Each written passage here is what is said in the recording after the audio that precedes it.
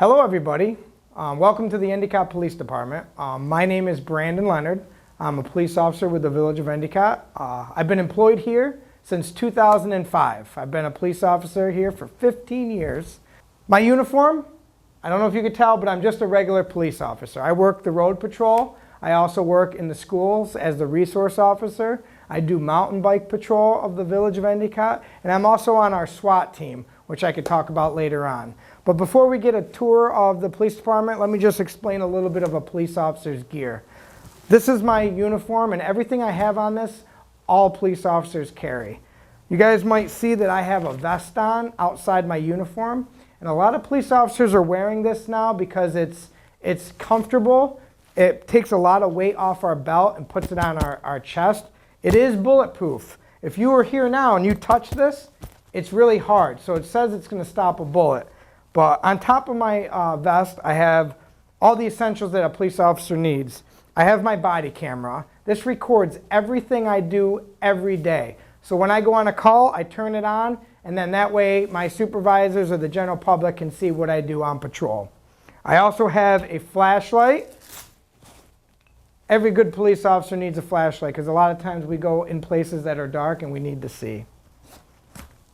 I have pepper spray on my vest, which if somebody's kind of getting combative, you spray them with this and it burns their eyes so they can't see and fight. So it allows me to take them in custody without injuring them or injuring myself. I also have a set of handcuffs.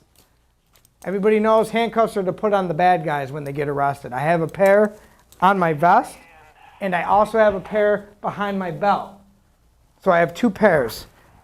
On my belt, I have my radio to call for assistance or to talk to the dispatchers if I need to talk on a call. This is a taser, and this is where if somebody gets upset and wants to fight, this electrocutes them and makes them stop fighting pretty much. That's the best way to put it. I also have my gun and extra bullets. And also way back here, I have rubber gloves. And the reason why I have rubber gloves is to stay safe. A lot of times we get called on EMS calls and we're faster than ambulances. So I put gloves on to render aid to somebody who's been injured so they don't get anything from me and I don't get anything from them. And I also have an ASP baton. A lot of people know them as the old billy clubs. I don't use mine much. It usually just sits back there. Some officers have regular uniforms and just a shirt on, but everything I have on my vest, they have on their belts. So that's what all police officers carry with them on a day-to-day basis. So let's go on and let's have a tour of the police department. This is the front desk area of the police department. This is like where the department is run. This lobby is open to people in the public to come in, and a lot of times they ask questions. This is the desk sergeant, Sergeant Solomon. He's one of the supervisors for today. You could tell right now he's got 3 computer screens up. He keeps track of all the calls in Endicott, what we're doing, where all the guys on the road, what they're up to. He can dispatch any of the cars from right here. So if somebody comes in and says there's a car accident by Union Endicott High School, he can call us on the radio.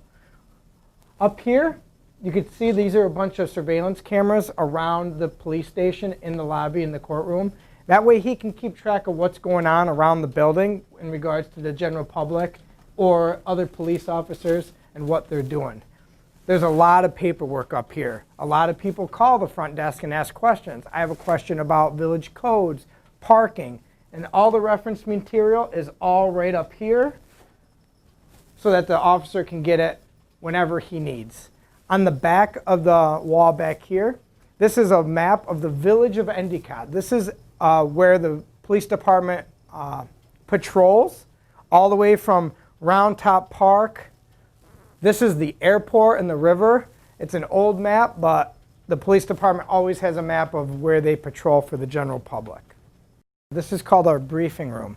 Anytime we come to work, we come in here, we meet with the previous shift, and they tell us what they've been dealing with, because a lot of times what I deal with today, the guys coming in tonight are going to deal with, because sometimes we can't solve all problems right away and they carry on. Also, anytime that we do something, we have to type a report. So if I do a car accident or talk to somebody on a complaint, I have to do a report. And that's what these computers on. most of a police officer's job is doing paperwork. And this is where they come and do the paperwork so that we can save everything. When we arrest somebody and we come in here to do the paperwork, we have to keep an eye on the prisoner. So when they're waiting to see the judge, this is called a prisoner bench. They sit here, we handcuff their arm to the bench so they can't go anywhere, and they sit like this. We'll do the paperwork at the computer, and they'll just sit here. We talk to them. If they need water, we give them water. But this is a temporary spot until they see the judge while we do our paperwork. This area back here is called our holding cells.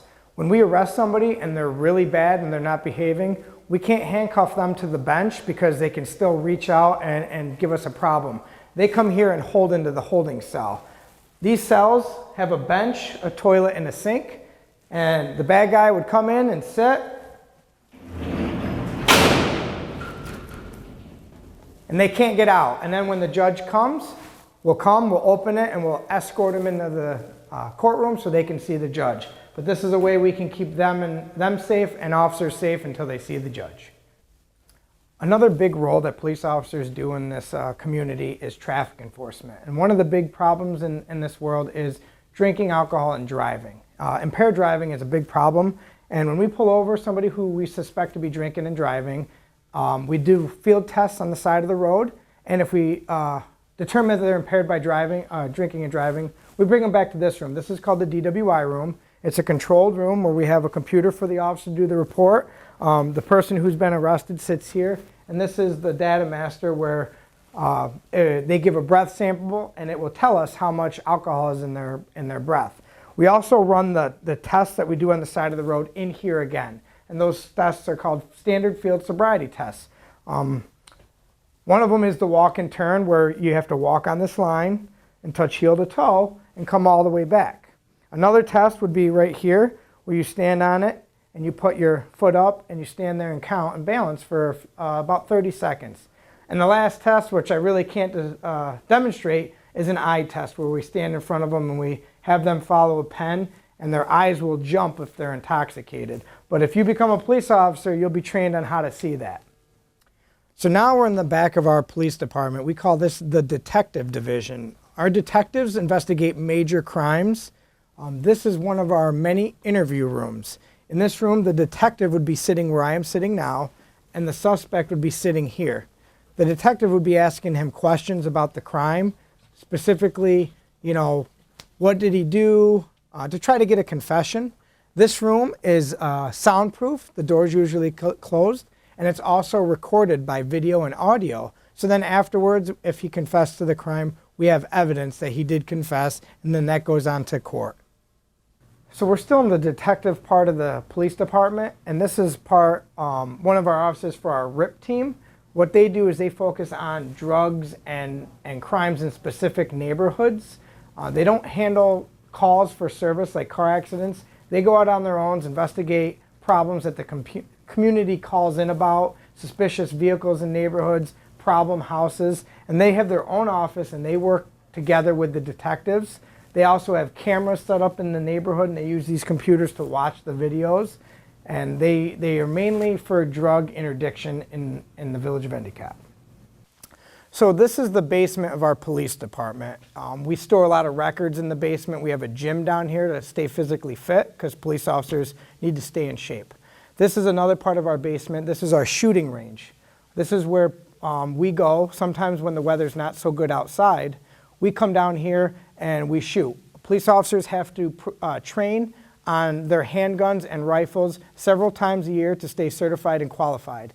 Behind me, you can see a couple of the targets that we use. We're all scored to show that we are proficient in the use of firearms. We set up obstacles down here and do scenarios of real life things that could happen. Right now, we don't have any of those up for you because we're we're remodeling this. But this is one of the more popular areas for people to see because they don't know we have this down here. At this department, we have different types of police vehicles. This is my police car. It's a Ford Taurus.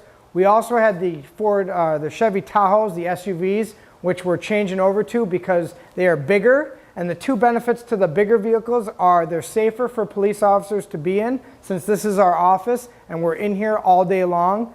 And they're also four-wheel drive, which helps us in the snow, as we know we get a lot of snow in this area. However, right now I drive the car. All our police cars have a lot of lights on it, and they're to warn people of a danger coming up so they can move out of the way. Or if we block a road because of flooding or an accident, people can see us at night or in the day. Inside the vehicle, as I said, it's my office. I have a computer, a printer, and anything that I need, I can do from this computer. It has the internet. All my calls get dispatched, and it tells me where I'm going and who I'm dealing with. I can look up people's names and addresses. So anything that I can do in the station, I can do here in the car. So I never really have to go into the station for anything in a whole shift. One other important fact about a car that I didn't tell you guys about is we have these protective cages in the back seat of our cars. So when we arrest somebody and we transport them to the police department, they can't get to me when I'm driving. So I put a prisoner back here and they can't get out. It's a little bit tight, but I'm safe in the front of the car so I can get them to the station and put them in jail until they see the judge. One of the treats you guys get to see today is I've been on our SWAT team for 13 years, and we handle high-risk situations. And one of the vehicles that we have is this armored Humvee. It's an old military Hummer. It is all bulletproof. These windows can stop bullets. We have a turret. Anytime we have an armed person who's got hostages or threatening violence against people, we can bring this in and drive it in, and officers can safely get close to a scene and rescue people or try to stop the person who's trying to hurt people while staying safe the whole time. Not many police agencies have this. We were lucky to have it to keep people in the village of Endicott safe. Well, that's the tour of the Endicott Police Department. Thank you guys for coming. I hope you had fun. I had fun doing this. Again, my name is Brandon Leonard. If you guys are ever out and about and you see me working or any other police officer, it doesn't have to be Endicott. It can be anywhere in the world that you are. If you see a police officer, say hi to them. Introduce yourself. We love talking to anybody in the public. Tell us how your day is going. Ask us how our day is going. As you can see, my day is spent most of the time in a police car, and I love interacting with people in the public. So next time you see a police officer, come by, say hello, ask them how they're doing, and introduce yourself so we can get to know each other. And I hope you guys have a great day, and I look forward to seeing you guys again some other time. Bye-bye.